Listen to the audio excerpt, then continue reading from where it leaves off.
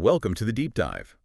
This is where we take a stack of fascinating sources, really unpack them, and pull out the most important nuggets of knowledge.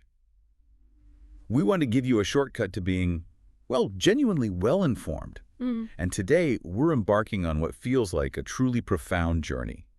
We're exploring some of the most fundamental questions out there about existence itself, about freedom, and how we actually choose to live in this incredibly complex world. Yeah, we've got a really compelling collection of material today, stuff that doesn't just challenge conventional wisdom. I mean, it often flips it completely on its head. Right. We'll be looking at how philosophers, both, ancient and modern, grapple with this pretty radical idea of the individual as the ultimate foundation of reality. We'll also get into the role of belief systems and what it really means to be free. And the sources are quite diverse, aren't they? They really are. They span from some pretty sharp critiques of societal structures, things we often just take for granted, right through to some deeply personal philosophies on discipline, finding meaning, purpose, especially in a world that, let's face it, might not inherently offer any. Absolutely. Yeah. So our mission today is basically to extract the core insights from these texts, the stuff that really makes you think. We want to help you understand where our ideas about self, society, purpose, where they actually come from, and maybe even offer some surprising facts or connections about how deeply these concepts resonate across different times, and crucially, how they might apply to your own life right now. Exactly. It's all about connecting those dots, isn't it? Seeing the bigger picture emerge from these varied viewpoints. How do we construct our reality? What about our ethical frameworks? And ultimately, maybe, how do we find our own path to an authentic life? Okay, let's unpack this then. We should probably start with this really bold, I'd even say audacious proposition from one of our key sources. It's called cogito, the rational path to individual freedom. And it argues for something incredibly foundational, that the individual self, your own consciousness, is the only undeniable truth. That immediately brings Descartes to mind for most people, right? I think, therefore I am. Exactly. Cogito, ergo sum. Okay. But this essay, Cogito, it takes that classic idea and really pushes it. Pushes it to its logical and, frankly, pretty radical conclusion. How so? Well, it contends that for philosophy, for any knowledge really, to be reliable, it has to be rooted in something undeniable, something absolutely real. Okay. And for the author of Cogito, that reality begins, and you could almost say ends, with the individual's own consciousness. It frames the self as the one singular existence that we know directly, irrefutably. So let's break that down. Why is that specific idea so foundational? Why does it matter so much that your own thinking self is the only thing you absolutely can't doubt? Well, think about it for a second. Descartes himself played with this idea, didn't he? Everything else, Yes. Everything you see, hear, touch, every belief you hold, it could all theoretically be a deception, a dream, an elaborate illusion. Right, the evil demon argument or the brain in a vat idea. Precisely. But even if all that is an illusion, the very act of doubting it, of thinking about it, confirms one thing absolutely. There must be an I doing the doubting, doing the thinking. The act of consciousness itself? Yes, Yeah. that becomes the bedrock. And here's the crucial step Cogito takes. This isn't just some abstract metaphysical point. It's presented as having profound ethical implications. Okay, so how do we get from I think, therefore I am to ethics? The argument is, if your own consciousness is the one thing you absolutely know, the starting point for all reality as you experience it, then that self becomes the ultimate inviolable reference point for everything, including what's right and wrong. Ah, I see. That's fascinating. So this purely logical axiom, this I think, it leads directly to an ethical imperative, which is... The preservation of individual freedom. Okay. Cogito argues that to violate individual sovereignty is, and this is a really strong phrase they use, epistemically incoherent. Epistemically incoherent, meaning it doesn't make sense in terms of how we know things. Exactly. Think of it like this. If our very first, most certain piece of knowledge is the I that thinks, then denying that individuals' freedom, their autonomy, their right to direct their own consciousness, well, it fundamentally contradicts the very basis of how we know anything exists or is true in the first place. It's like trying to build mathematics without accepting the number one. That's a great analogy. The source essentially argues that individual sovereignty is that fundamental one for any rational ethical system. It makes freedom a logical necessity, not just, a nice ideal or a political preference. That's a powerful stance, uncompromising, really. It is. But then the question becomes, okay, what does this mean practically? For you, for me navigating daily life, Yeah. how does this idea of responsible self-ownership, as the source calls it, actually play out? Right, because it could sound like just pure egoism, couldn't it? My consciousness is all that matters. It could, but the source is very clear. This isn't about crude selfishness or just doing whatever you feel like. It's presented as a radical call for each person to recognize their inherent right. And this is key, the corresponding duty to cultivate themselves. Cultivate themselves. How? Through reason. How? Through applying reason diligently to every choice you make, through exercising genuine autonomy, making your own decisions based on your own rational conclusions, and through consistent ethical action that flows directly from that self-awareness and respect for your own sovereign mind. So it's an active process, not just a passive state of being conscious. Exactly. This idea of self-ownership, you see, it's not just a personal philosophy tucked away in your head. It sets the stage for everything else we're going to look at today, because it immediately challenges any system, any belief, any structure that doesn't place the individual and their rational sovereignty right at the very core. It becomes the measuring stick, essentially. Precisely. It's a blueprint for a life lived from the inside out, based on that one undeniable truth, I think. Okay, so if the individual, the thinking self, is primary, the ultimate foundation, then what about all the big systems, the structures that seem to define so much of our lives? Society, government, religion. Right, and our source, Cogito, doesn't shy away from that at all. It takes direct aim at some really big ones. Theocracy, patriarchy, and maybe the one that'll surprise some listeners the most, even modern democracy. Yeah, that's where it gets really provocative. And if we connect this back to that core premise we just discussed, these critiques all stem from the same root, don't they? Any system that isn't explicitly built on individual reason and sovereignty is, by its very nature, fundamentally irrational and therefore unjust. It's a strong claim. The argument seems to be, if my consciousness is the only certainty, then any external authority that demands I obey it, without providing a rational justification that I myself can verify through reason, well, that authority is inherently illegitimate. It forces a radical reevaluation of societal structures, Right. or even whether they should exist in their current forms at all. Let's dig into that a bit. Cogito is particularly critical of theocracy and patriarchy. Why?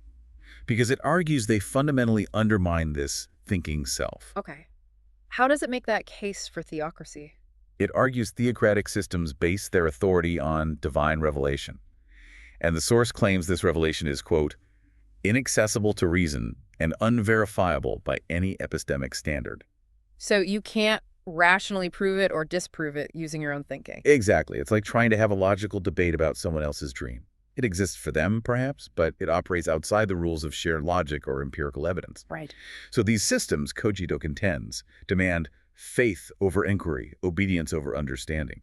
And by doing that, they suppress the very thing we know for certain, the individual's capacity to think, to question, to reason, to discover truth for themselves. So it's not just a moral objection like theocracy is unfair. It's an epistemological objection. It's about how we know what's true. Precisely. How can you build a just, rational society if its core principles can't actually be reasoned with or verified by the individual members of that society? It forces a choice. Accept unprovable truth from an external source, or rely on your own reason. And Cogito clearly lands on the side of reason. If belief demands blind faith, it essentially becomes a tool for intellectual control. And a similar logic applies to its critique of patriarchal systems. Cogito calls them out for imposing hierarchies based on, and this is their phrase, arbitrary biological characteristics. Meaning gender, primarily. Yes, or other physical traits used to justify power imbalances. The source argues these directly contradict the rational basis for human equality. And that rational basis for equality comes back to Self-consciousness, their shared capacity for reason, not gender, not race, not tradition. Equality in this view is rooted in the fundamental fact that we are all thinking beings capable of self-awareness. that really elevates the act of thinking itself, doesn't it? It becomes the source of our rights, our equality. It does. And it leads to a crucial point the source makes. If any system, whether it's theocratic, patriarchal, or anything else, relies on unprovable assumptions or these arbitrary characteristics, then it simply cannot be justified within a framework of rational ethics. That sets an incredibly high bar for legitimacy, doesn't it? It means tradition alone isn't enough. We've always done it this way. holds no rational weight if the way itself isn't justifiable to individual reason. Right. It demands that all authority, all structure, must ultimately answer to the individual's rational mind, not just assert itself through power or tradition. It's asking for a constant, ongoing justification based on reason. Okay, so that covers the critique of theocracy and patriarchy, but you mentioned it also tackles democracy. That seems, well, counterintuitive for many people who see democracy as the pinnacle of freedom. It is counterintuitive, and this is where Cogito really pushes the boundaries. It argues that even systems we generally praise, like the modern democratic state, aren't immune to violating individual sovereignty. How does it make that leap, especially when democracy is often framed as rule by the people? Well, the source makes a really provocative statement. It says, democracy does not sanctify truth. It merely quantifies opinion. Wow. Okay. It argues that when 51% of the people get to dictate rules or take resources from the other 49%, especially on matters touching individual rights or personal choices, then freedom is not respected, but suspended. Suspended for the minority, essentially. Exactly. Okay. And this is where it introduces that chilling phrase, tyranny in plural form. The argument is that majority rule, if it doesn't have absolute unbreakable limits grounded in individual rights, can be just as oppressive as the rule of a single dictator.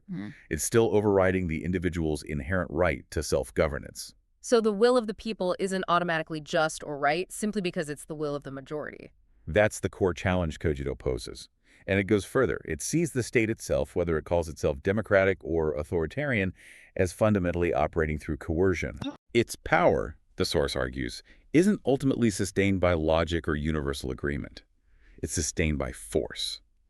Through things like taxation, regulation, surveillance, control. Things that ultimately rely on the threat of punishment if you don't comply. Precisely. Even if a majority agrees to these things, the argument is that it's still the underlying threat of force that compels compliance from everyone, rather than genuine rational consent from every single individual affected. That sounds like an argument leaning towards, well, anarchism almost, or at least a radically minimal state. It definitely points in that direction. Now, the source does acknowledge that some kind of structure might be pragmatically necessary. People aren't perfect, conflicts arise. Or some baseline for order. But the absolutely crucial caveat it insists on is that this structure must always remain voluntary, limited, and subservient to individual freedom. Voluntary, limited, and subservient. That's a huge challenge to how we normally think about government, isn't it? It is. It suggests any legitimate state, if one can even exist, would need continuous active consent from all its constituents. And it could never, ever infringe on the absolute sovereignty of the individual consciousness. So things like compulsory taxation would be completely out. Logically, yes. Following this line of reasoning, arguments like taxation is theft become almost a direct consequence of that primary axiom of self-ownership. Any involuntary taking violates sovereignty. It's a really consistent, if demanding, worldview built entirely on that starting point of the thinking self. It is. Now let's try to connect this very strong critique of theocracy from Cogito to a somewhat different perspective on religion. This one comes from our source, God, Morality, and Meaning. Okay, how does that source view religion? It takes a different approach. Instead of seeing it primarily as a system of control based on unverifiable claims, it views religion more as a human construct that serves practical purposes. Practical purposes, like... Well, it suggests religion provides a widely understood moral framework, a set of rules, stories, incentives that helps deter harmful behavior and promote social order. Especially, perhaps, for people who might not have developed a strong internal moral compass on their own. Exactly. The source suggests it's particularly important for those lacking an intrinsic sense of morality. Religion, in this view, acts as a kind of societal glue, a culturally embedded system that helps keep things functioning, particularly in large, complex societies. That resonates with some historical and sociological perspectives, doesn't it? I'm thinking of someone like Ibn Khaldun. Yes, and God, Morality, and Meaning actually brings him up. It mentions his idea that religion fosters group solidarity, what he called asabiya. Right, that sense of shared identity and purpose. Ibn Khaldun saw it as an incredibly powerful, unifying force, really crucial for the rise and survival of civilizations. It allows diverse groups to cooperate and achieve things they couldn't individually. There's always a but with these things, isn't there? There is. The source is quick to highlight the flip side. The potential for religion to be co-opted for political purposes. To be used as a tool of propaganda. History is full of examples, unfortunately. Absolutely. The source cites historical instances. You could think of the Crusades, certain inquisitions, maybe even modern religious nationalism, where religion was misused to justify wars, enforce rigid social hierarchies, or suppress dissent. It shows that double-edged nature. It can unify and inspire, but it can also be twisted into a justification for control and violence. Exactly. And then to add another layer, the source brings in Friedrich Nietzsche's perspective. Ah, Nietzsche. He definitely had strong views on religion. He did. God, morality, and meaning presents his critique, that religion isn't just a human construct, but often a tool for controlling the masses and suppressing individual will, suppressing that very drive for self-creation. His idea of the will to power, right? Not necessarily dominating others, but that inner drive to grow, overcome, create your own values. Precisely. Nietzsche championed that kind of human creativity and self-overcoming. But, as the source points out, while his critique is liberating for the individual, it might risk neglecting those communal bonds and shared moral frameworks that religion, for all its flaws, often provides. So Nietzsche might free the individual, but potentially leave a vacuum in terms of social cohesion or widely accepted ethics. That's the tension the source highlights. So by bringing together these different angles, Cogito's rationalist rejection of theocracy, the functional view of religion in God, morality, and meaning, Ibn Khaldun's Asabiya, and Nietzsche's critique, we get a much more nuanced picture. We see religion's dual role, as the source puts it, both a potential source of ethical guidance and a potential instrument of control. Right. It moves us beyond just simple good or bad. It pushes us to understand its complex, powerful, often contradictory function in human societies. It depends so much on how it's interpreted and how it's used. It really forces you to look beneath the surface of belief itself and examine the actual consequences in the real world. Okay, so we've heard the critiques. If these traditional systems, theocracy, patriarchy, even democracy as commonly practiced, fall short of this ideal of individual freedom and rational coherence laid out in Cogito, what's the alternative? Do our sources offer any positive visions? They do. And this is where we shift gear, moving from critique to construction. We start exploring models, both for society and for individual living, that try to prioritize voluntary interactions, self-governance, and maybe even self-created purpose. Right, moving from what doesn't work, according to these sources, to what might. Exactly. How do we build something that respects individual autonomy above all else? How does the theory become practice? Well, Cogito offers one potential avenue. It contrasts those coercive state structures we discussed with the idea of the open market, but specifically when it's truly free. Okay, the market as an alternative, how does that connection work? It argues that the market, in its ideal uncorrupted form, operates on voluntary exchange. Individuals act in their own rational self-interest, but they achieve their goals by creating and distributing value through cooperation, not force. So it's not just about profit, it's about the nature of the interaction. That's the core philosophical point here. It's seeing the market not just as an economic engine, but as an ethical space where interactions are, ideally, based on uncoerced choice. Every transaction, every agreement is a reflection of individual will meeting individual will. Now, it's important to clarify, as the source itself does, right? This isn't necessarily a blanket endorsement of, say, modern corporate capitalism as we see it today. No, absolutely not. The source is careful to distinguish. It's advocating for the principle of voluntary economic interaction that is genuinely free from things like monopolies, cronyism, and state intervention. Things that distort that ideal of pure voluntary exchange. Exactly. So the argument isn't really for a specific system we have now, but for the underlying principle. In this view, the market becomes a kind of non-coercive mechanism of order. Why? Because it respects agency. Every interaction is, theoretically, a freely chosen one. Right. It's presented as the most ethically consistent way for individuals to interact collectively because it doesn't require force or override anyone's sovereign will. It's an extension of self-ownership into the realm of economic life. That's a fascinating reframe. It really challenges the common view of markets as being inherently cutthroat or solely about greed. It positions them, at least in their ideal form, as spheres of liberty. It does. But it also raises questions, doesn't it? What about the real-world problems we see even in relatively free markets? Exploitation, inequality. Does this idealized view account for those? Well, the perspective implied by Cogito would likely argue that many of those problems arise precisely because the market isn't truly free. That exploitation often comes from power imbalances, which might be created or worsened by state intervention, monopolies, or regulations that stifle true competition and choice. So the argument would be, if the exchange was truly voluntary and free from these distortions, exploitation couldn't happen because people would simply choose not to participate. That seems to be the logical extension. It's an incredibly high standard for voluntary, implying a need for genuine options in the absence of coercion, even subtle economic coercion.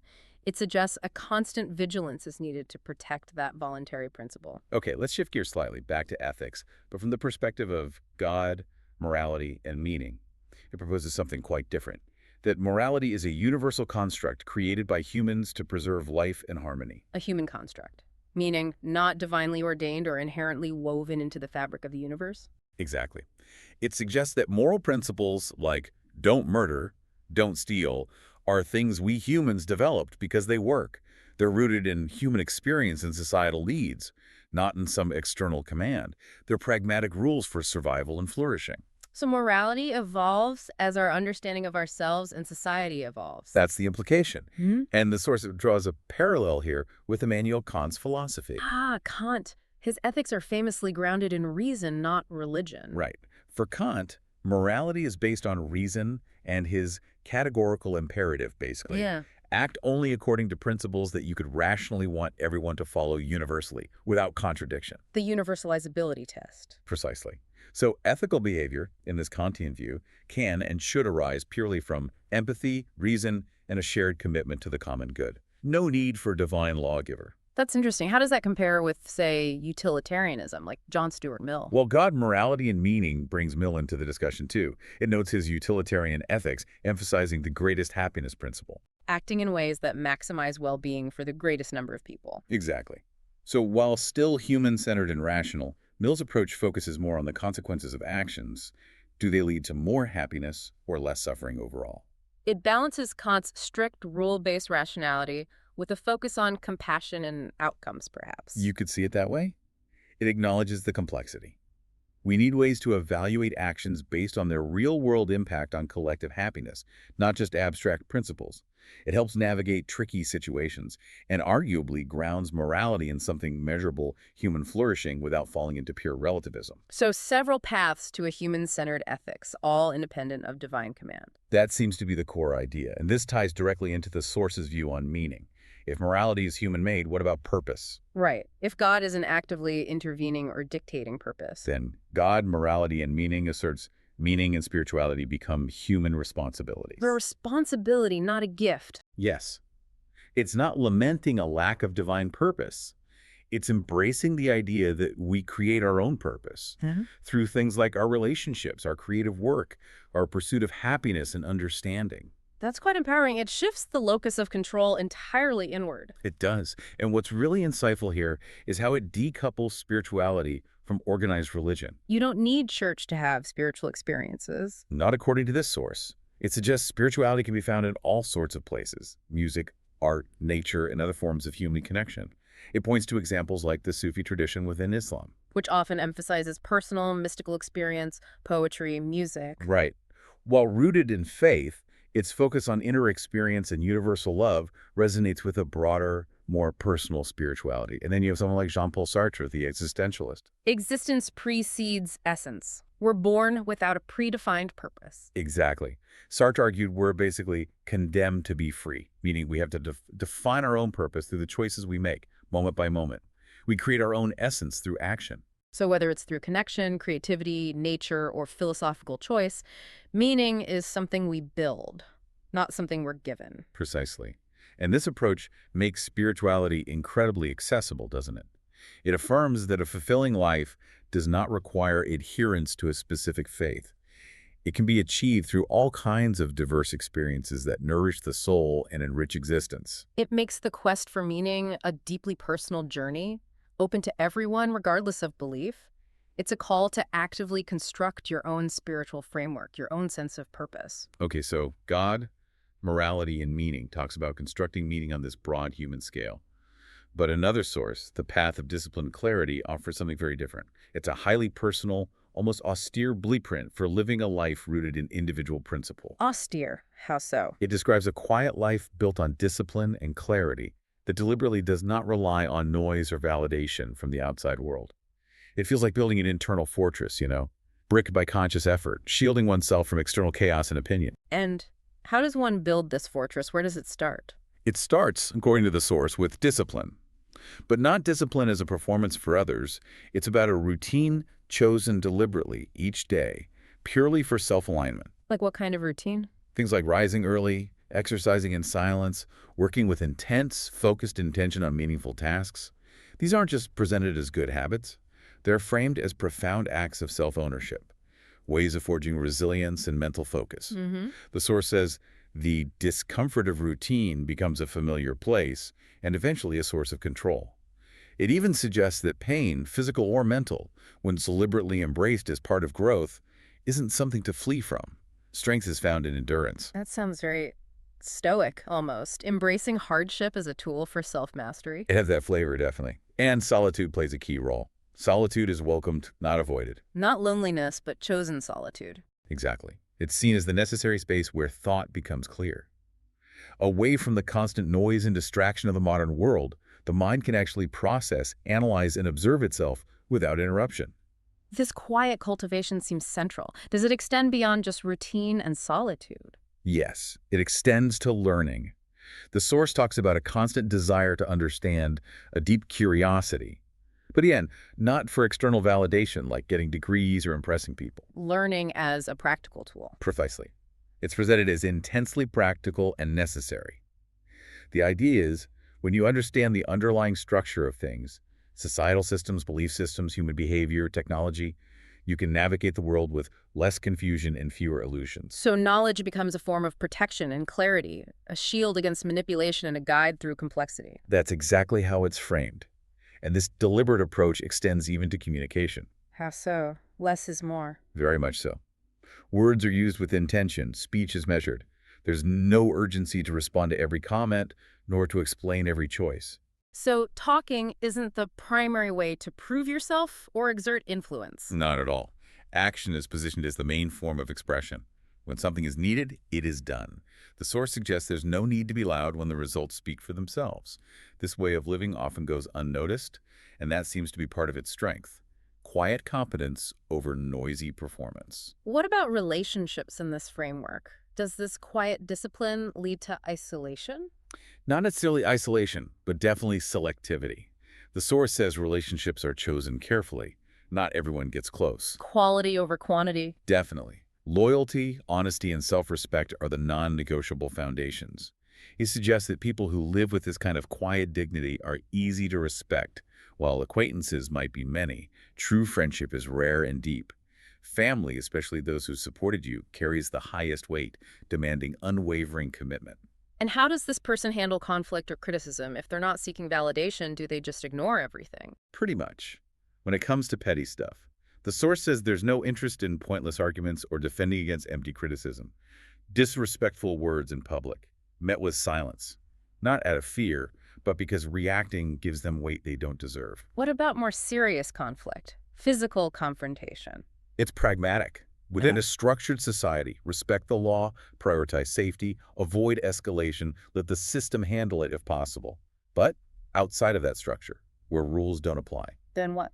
then protection becomes the absolute priority. No hesitation if danger becomes action. Violence is never sought, but if survival demands it, it's used without guilt. It's a very stark, self-reliant view on self-preservation. Rooted in that deep self-respect. And that ties into the dismissal of external validation you mentioned earlier. Completely. The opinions of others carry little influence. Respect is given based on integrity, not image. The source acknowledges the world often rewards appearances, but argues you don't have to play that game. Self-respect is not loud. It is not negotiable. Exactly. It's an internal anchor, unswayed, a quiet certainty from within. It really feels like the ultimate expression of that self-ownership idea from Cogito. How does this path approach the big questions like death or success? Death is accepted, not feared. Life is treated as something borrowed, enjoyed, used purposefully, but without desperate clinging.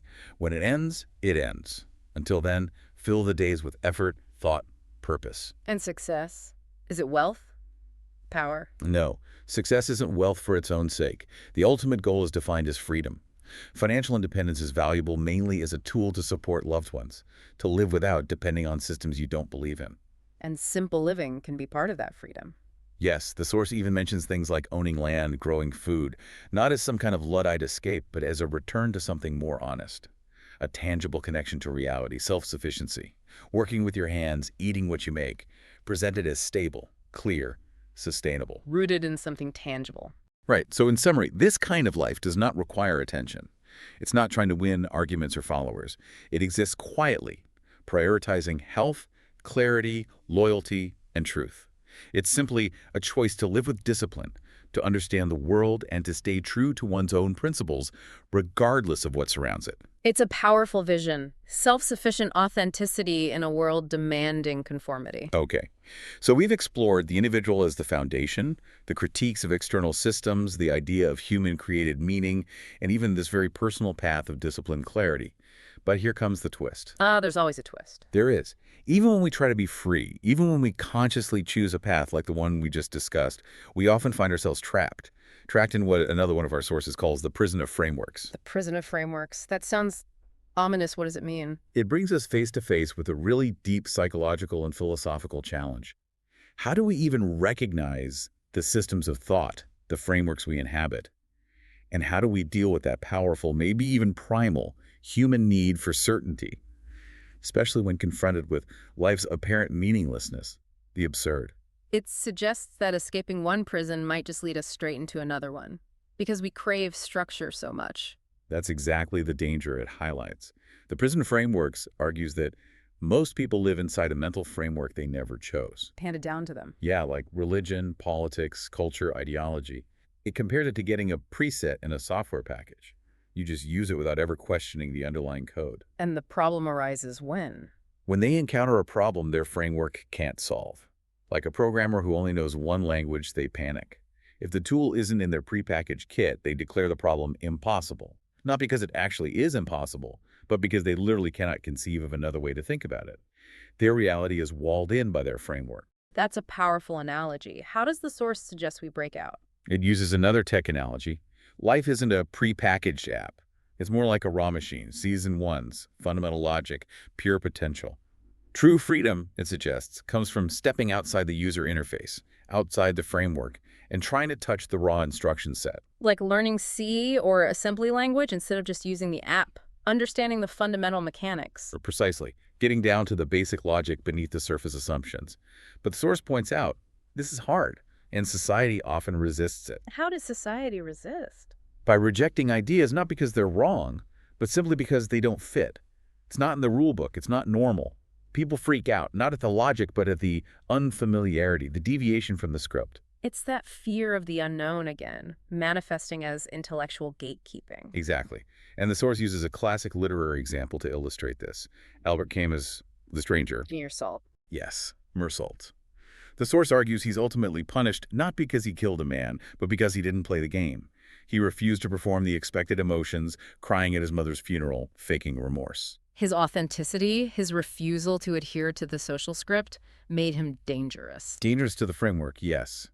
Because he showed it was possible to exist outside its rules, thereby threatening its power and the comforting illusion that everyone shares the same reality. His lack of pretense was the real crime. But then comes the twist you mentioned earlier.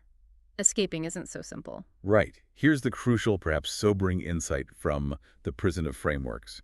Even those who consciously try to escape one framework often, maybe inevitably, build a new one. Why? Why can't we just be free of frameworks altogether? The source argues that humans fundamentally need structure. Without some kind of framework, life can feel unbearable, chaotic, leading to overwhelming existential anxiety. The mind needs order. So even revolutionaries end up creating new rule books. That's the observation. It points to Nietzsche's Übermensch, the one who transcends old morality. But even he creates a new code, new values. Or Karl Marx, he wanted to free the workers from capitalism. But Marxism itself became a rigid dogma, a new framework, often just as oppressive. Exactly, trapping people in a new system. So the source suggests there might be no pure escape. Maybe the goal isn't to be framework-free, but to be conscious of the frameworks we use and to build them deliberately rather than inheriting them unconsciously. The human mind abhors a vacuum, as they say. It will create structure. It seems so. Yeah. And this idea leads us directly into our final source, the quiet tyranny of certainty.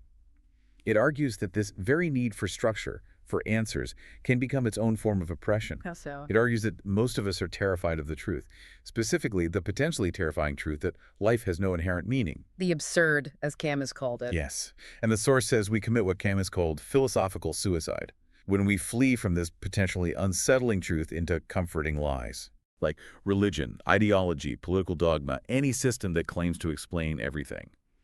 The moment we surrender our critical thinking, our freedom to doubt, to one of these systems purely out of a desperate need for answers, we abandon our freedom. We trade the discomfort of not knowing for the false comfort of certainty. Exactly. We choose the cage because it feels safer than the open uncertainty outside.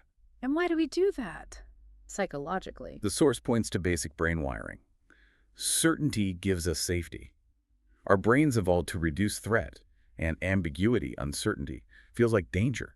It's a survival mechanism. So the mind just makes stuff up, invents patterns, stories, beliefs to make the unknown feel known. Essentially, yes. Yeah. Often unconsciously. It's trying to create a stable map in a potentially mapless territory. It's trying to survive. And society reinforces this. Often, yes. The source notes we're frequently taught, subtly or overtly, that asking too many questions is unsettling, disruptive, that it's better to believe than to doubt, that people who don't fit the mold are somehow broken or dangerous. So this mix of innate fear and social conditioning traps us. It leads us to live inside a cocoon of constructed meaning. Often without even realizing, we're actively running away from the fundamental absurdity, the raw truth of existence. We build these prisons of certainty and then tragically forget we hold the keys. And when does this personal fear become dangerous on a larger scale? It becomes dangerous, the source warns, when individual fear becomes a collective pressure. When the group's need for certainty turns doubt into heresy and individuality into a threat to the shared illusion. At that point, it's not just about finding comfort anymore. No, it becomes about control. The collective, terrified of its own underlying uncertainty, demands conformity. It needs everyone to believe the same thing to maintain the illusion. And this is the quiet tyranny. Yes. It's not usually enforced with, whips and chains, at least not at first. It works more subtly, through shame, isolation, and fear. How does that play out? Someone who questions the dominant narrative, political, religious, cultural, whatever, gets treated like a virus. Not necessarily because they're factually wrong, but because their doubt itself is contagious. It threatens the emotional safety of the crowd by poking holes in the shared certainty. It destabilizes the collective comfort zone. Exactly. The source says it's not loud or violent at first. It comes with a smile. It says, we're all in this together. Just believe what we believe. Stop asking. Stop resisting. And slowly, insidiously, it kills the capacity to live authentically. It erodes freedom from the inside. That's a chilling description, and it leads to a really profound question the source raises. What's actually more dangerous? Right. Is it the absence of God or meaning itself, Nietzsche's death of God? Or is it, as the source suggests, the fear of facing that absence? Our desperate need to believe something, anything, to avoid the void. Yes. Our obsession with finding something to believe in so we don't have to think or live freely or tolerate those who do. The source argues that this clinging, this fear-driven need for certainty is the real surrender of freedom. It turns us into willing prisoners. And it doesn't stop there, does it? The source speculates this has collective consequences. It does. It suggests that when people choose this numb certainty over lucid freedom, they essentially stop living and start obeying.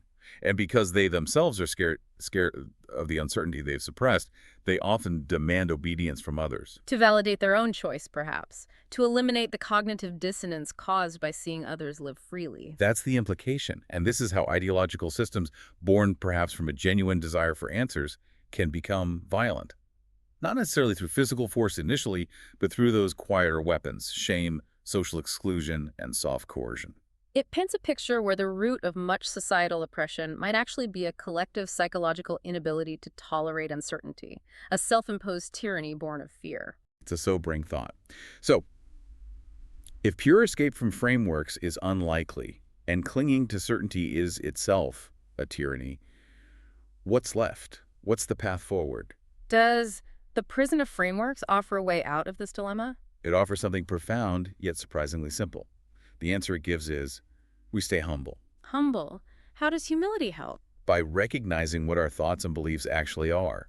The source says we must see that our thoughts, our values, our emotions, they're just strategies. Strategies evolved or created to survive a meaningless universe without collapsing. So they're tools, basically. Human tools for coping, not absolute truths. Exactly. They are human. That doesn't make them bad or necessarily false in a practical sense. But the source warns the moment we treat our ideas as universal truth, we become tyrants. We start forcing our subjective survival strategies onto others. So humility is about recognizing the limits of our own perspective, holding our beliefs a bit more lightly. Precisely. And this is where the source finds liberation. It frames the lack of absolute inherent purpose, not as a tragedy, but as an opportunity. It says quite boldly, if nothing is absolute, we're free. Free because nothing is absolute. How does that work? Free to think, free to change, free to build frameworks that serve us then destroy them when they stop serving us. Freedom comes from the ability to adapt, question, and reconstruct, not from finding a final fixed answer. So the ideal attitude is To be aware, open-minded, logical, humble. It's not about embracing chaos or nihilism. It's about conscious, critical, non-dogmatic engagement with our own constructed realities. Always seeking clearer understanding, but never demanding final, absolute certainty. that echoes the message from the quiet tyranny of certainty too, doesn't it? About living with the absurd. It does. That source, referencing Camus again, states that the absurd is not a problem to solve, but a reality to live with. The goal isn't to eliminate the feeling of meaninglessness, because maybe you can't. The goal is to develop the psychological resilience to tolerate it. To tolerate the discomfort, anxiety, even loneliness that might come with facing that uncertainty without blinking, without retreating into comforting illusions. Exactly. And this brings us back to Camus' challenge. Imagine Sisyphus happy. Sisyphus pushing his rock eternally, the ultimate symbol of meaningless struggle. Right. But Camus's point, as interpreted by our source, isn't that Sisyphus finds some hidden meaning in the rock pushing. His happiness, or rather his freedom, comes from accepting the absurd nature of his task without lying to himself about it. He embraces the burden not because it's meaningful, but because it's his. He owns his fate, his struggle. Yes, that act of lucid acceptance, that refusal to invent false meaning, that is freedom. Not certainty, not belief, but revolt.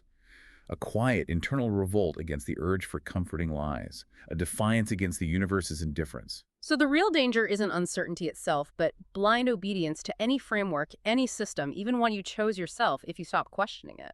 That seems to be the ultimate warning. We have to keep asking questions. Let's stay uncomfortable. We need to build frameworks and never forget they're just scaffolding, not sacred. Which leaves us with a crucial question personally, doesn't it? Are we willing to live with that discomfort? To embrace uncertainty as the price of authentic freedom? Can we look into the void without needing to immediately fill it with a prepackaged answer? Ultimately, these sources seem to suggest that our true humanity, our most authentic existence, emerges the moment we stop pretending, the moment we speak plainly, acknowledge our frameworks for what they are, embrace the absurd, and keep living anyway.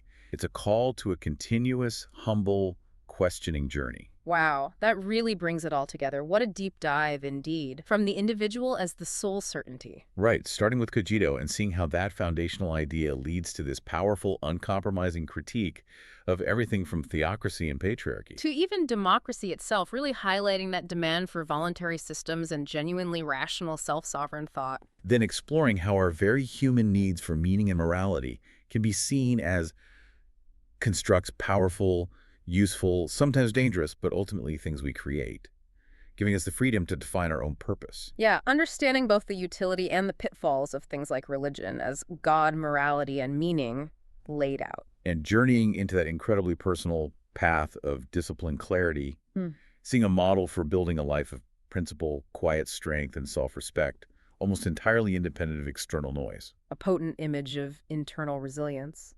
And finally, confronting that profound challenge, the prison of frameworks, and the seductive danger of the quiet tyranny of certainty. Recognizing how our need for order can paradoxically lead us to surrender the very freedom we seek. But, and this is the hopeful part, maybe discovering that humility, the courage to face uncertainty, to embrace the absurd, that might be the truest path to liberation after all. So after wading through all of that, what really stands out to you, for me, perhaps, is that counterintuitive idea. that real freedom might not lie in finding the final perfect answers, but in developing the courage to keep asking the questions, even, maybe especially, when the answers make us uncomfortable or challenge our deepest assumptions. Finding strength in the process, not just the destination. Yeah, I think that resonates. Or maybe it's the realization that the structures we rely on, mental, societal, political, aren't these fixed, immutable truths. They're more like scaffolding. Scaffolding. Yeah, Yeah. things we build, and that we can choose to rebuild, modify, or even dismantle if they stop serving us, if they stop facilitating a truly authentic, freely chosen existence. The power to build and rebuild always rests with the individual if they choose to claim it. That leaves us with a lot to think about. Thank you for joining us on this deep dive. Always a pleasure. Until next time, keep thinking, keep questioning, and keep exploring.